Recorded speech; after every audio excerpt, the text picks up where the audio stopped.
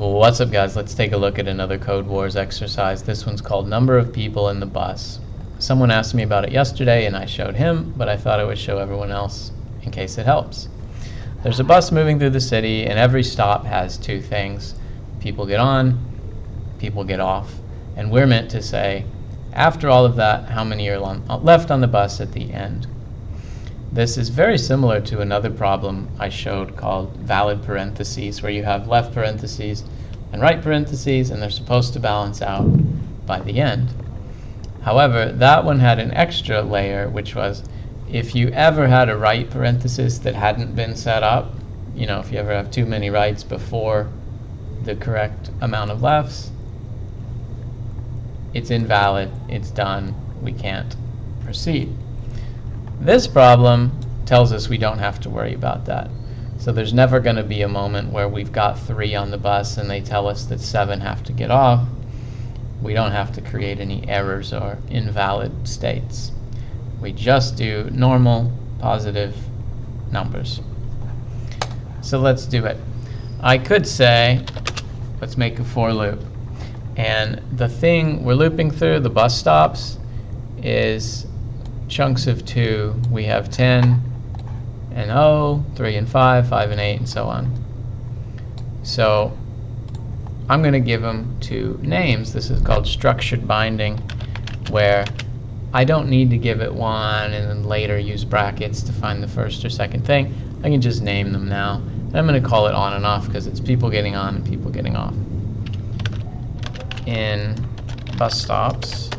And then we're going to say the people plus equals on minus off. So however many get on, we add that, and then we subtract the off. And if this thing happens to be negative, that's fine, because the overall won't be negative. We can trust the inputs.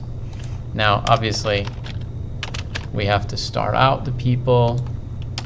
Sometimes that is called an accumulator. If you have a number that's going to be added onto as we go, we have to start that as something, and then we return it. And that is it. That's going to work. However, we can express this much, much shorter in a single line with an algorithm we've used a lot recently called sum. Sum, S-U-M, is what happens when you add things up. And usually, it's just 1. We don't have like 2 things, positive, negative. But it doesn't matter. If you ever see a 0 and a plus equals and a return, it's a sum. Regardless of the details, that pattern is that pattern.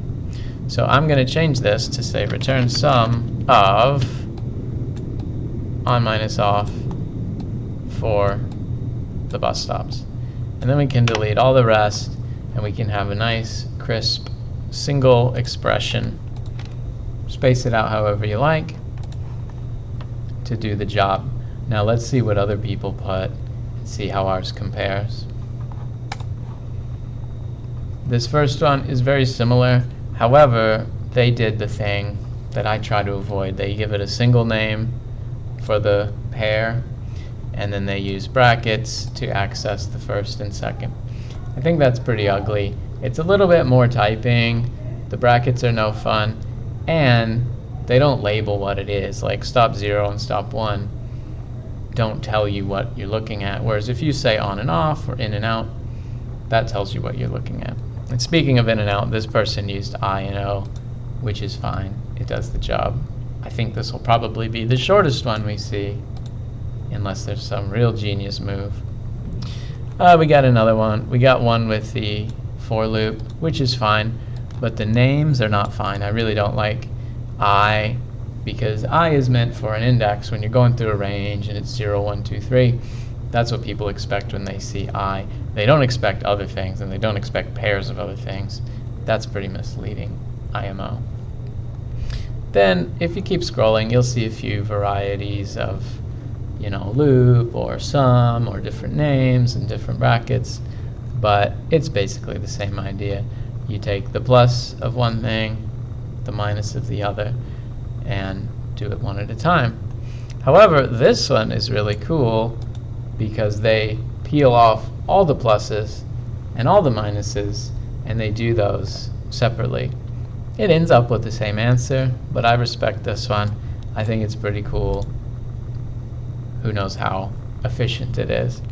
The zip star thing is a way to rotate. You might call that transpose. I think they call it transpose in math with the matrix, where these were coming, I sort of imagine it like going from this to this when you take these tuples and peel them off and line them up in the other way.